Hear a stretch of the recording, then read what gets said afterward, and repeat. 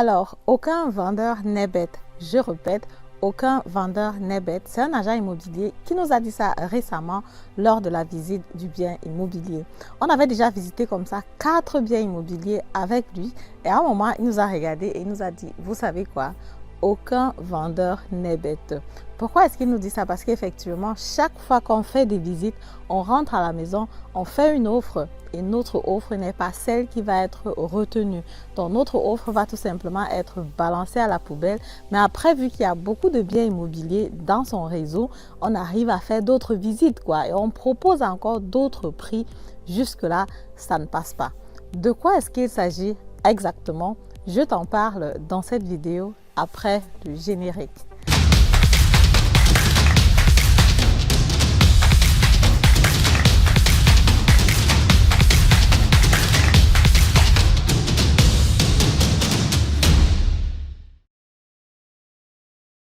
Alors, salut à toi, bonjour, mon nom c'est Madame Nitedem, je suis investisseur immobilier, entrepreneur dans le domaine de l'immobilier, auteur du livre Devenez millionnaire avec l'immobilier.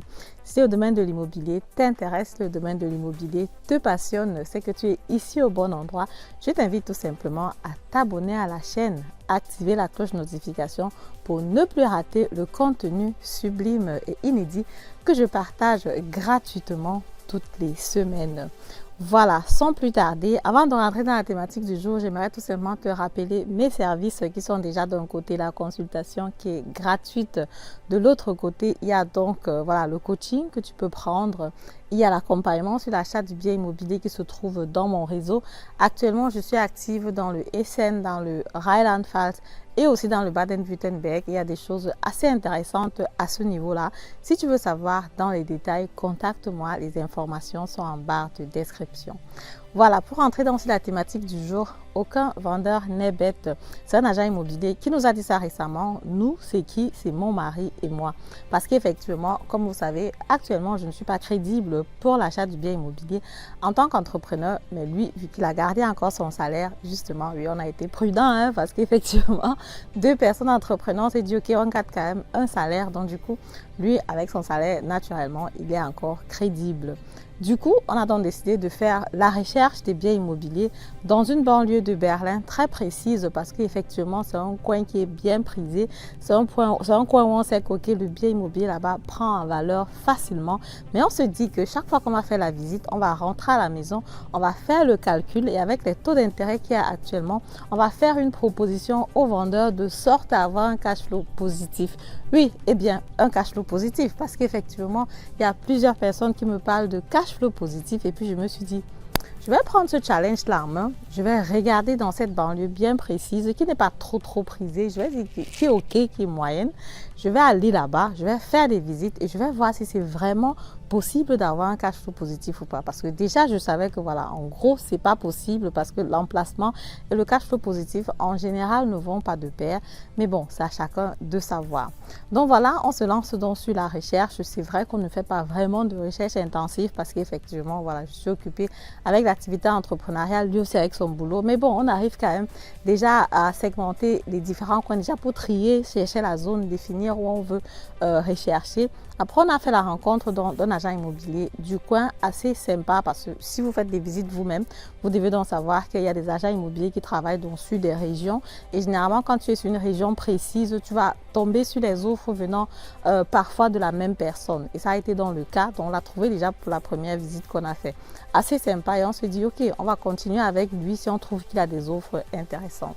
Donc du coup, on fait la visite, on voit le bien immobilier, ça nous plaît, il n'y a pas de souci, année de construction, les données sont là, tout est exact. Mais après, quand on lui pose la question, est-ce qu'on peut négocier le prix? Il dit, oui, vous pouvez négocier le prix, faites votre proposition. On rentre à la maison, on fait le calcul, on s'arrange à être sur un cash flow neutre et on fait la proposition. La proposition, elle est rejetée par le vendeur parce qu'effectivement, elle est à un prix qui va être bas parce qu'effectivement, il va être d'intérêts qui sont élevés aujourd'hui pour avoir un bien immobilier avec un cash flow neutre ou alors un cash flow positif, comme je dis toujours. Il faut s'éloigner des grandes zones. Donc, du coup, quand il regarde l'offre, il comprend justement que oui, on veut un cash flow positif. C'est vrai qu'il nous avait déjà dit cash flow positif, ça va être difficile, mais faites quand même votre offre. Donc, du coup, l'offre ne va pas être accepté, on a fait l'exercice 2, 3, 4 fois et la quatrième fois, il nous a dit, vous savez quoi, aucun vendeur n'est bête. Pour qu'un vendeur accepte une offre qui va vous faire avoir un cash flow positif dans un emplacement pareil, il faut que le bien immobilier ait un problème. Il faut que le bien immobilier ait un problème que ça sera à vous de résoudre. Donc, vous allez devoir sortir la main dans la poche. Et là, vous pourrez donc équilibrer parce qu'effectivement, si tu trouves un bien immobilier dans cette zone à cash flow positif, c'est que peut-être il y a quelque chose que le vendeur ne te dit pas. C'est qu'il y a une information peut-être qui est cachée et que toi-même, tu dois chercher à savoir.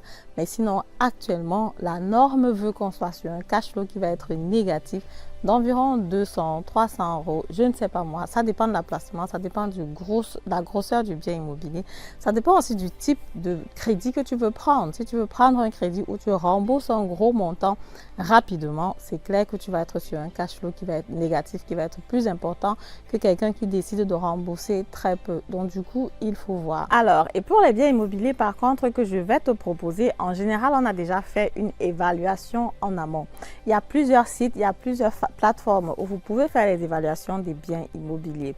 Il y a par exemple, je prends une Ether, quand je faisais ma formation par exemple d'agent immobilier, c'est vrai qu'on n'a pas utilisé ce site-là, on a pu utiliser Laura, ce sont des sites qu'on utilise donc pour évaluer le bien immobilier avant de le mettre à la commercialisation pour les agents, pour les personnes qui veulent bien acheter ces biens-là.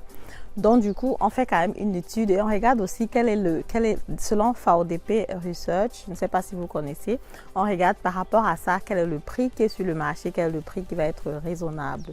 Parce qu'effectivement, on veut aussi que le financement passe bien à la banque. On veut aussi que la banque note bien le bien immobilier parce qu'effectivement, si le bien immobilier est très cher ou bien alors si le prix est très élevé, la banque aura des difficultés à financer ces biens immobiliers-là. Ce que la banque fait de son côté, c'est que la banque aussi regarde quelle est la valeur du bien immobilier parce qu'à la fin de la journée, c'est la banque qui doit donner de l'argent pour ce bien immobilier-là. Selon les banques ont des différentes caractéristiques. Il y a des banques qui vont être assez conservatives, qui vont être plus dures dans la notation que d'autres banques. Il y a des banques qui vont difficilement financer des petits appartements de 29 mètres carrés. Il y a des banques qui vont difficilement financer des gros appartements. Il y a des banques qui financent uniquement ça. Donc, c'est souvent un peu au cas par cas. Donc, du coup, pour que la banque puisse financer facilement le bien immobilier, on s'arrange à ce que le prix soit autour de la norme pour qu'on n'ait pas de difficultés à trouver une banque de financement. Pour ce qui est du financement, si tu m'as déjà contacté, c'est que tu sais que voilà, là on est vraiment ouvert, tu peux venir avec ton financement toi-même. Je peux te mettre aussi en contact avec des banquiers que je connais qui peuvent te trouver le financement. On peut trouver aussi à travers des plateformes que tu as en ligne en général. Bref, c'est toi qui choisis et pendant la consultation, on va décider. Ce qui est sûr, c'est qu'à la fin de la journée, on prend toujours le meilleur taux d'intérêt qu'on a sur le marché pour toi parce qu'effectivement, avec un bon taux d'intérêt, tu as comme ça la possibilité de réduire tes charges à la fin du mois. Ça ne fait pas plaisir de sortir beaucoup d'argent de sa poche, ce que je comprends parfaitement. Et c'est pour ça qu'avec mon client, je suis toujours en train de tout faire pour le trouver un taux d'intérêt qui va être assez concurrentiel. Donc du coup, concernant l'évaluation du bien immobilier pour les biens immobiliers qui sont dans mon réseau, je peux déjà vous dire que ne vous faites pas de soucis avec ça.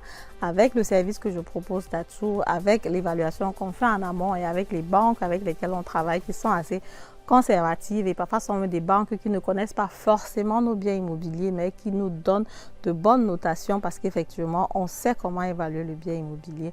Tu as comme ça, tu es du bon côté quoi si tu veux. Donc du coup tu achètes ton immobilier en toute transparence, sans quiétude, en sachant que tu n'as pas de stress avec ton bien immobilier. Naturellement, il y a aussi des biens immobiliers où il y a des travaux à faire, comme actuellement j'ai un bien immobilier dans le Highland Falls où c'est prévu qu'il y aura des travaux l'année prochaine.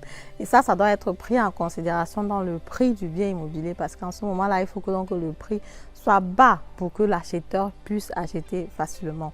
Sur ce projet-là, on est à 6% de rentabilité pour cet emplacement-là. Je pense qu'on est juste à 10-15 minutes de Mannheim. C'est vraiment top quoi, c'est vraiment le jackpot. Mais comme je dis toujours à tous ceux qui me contactent, prévoyez que l'année prochaine il y aura des travaux à faire.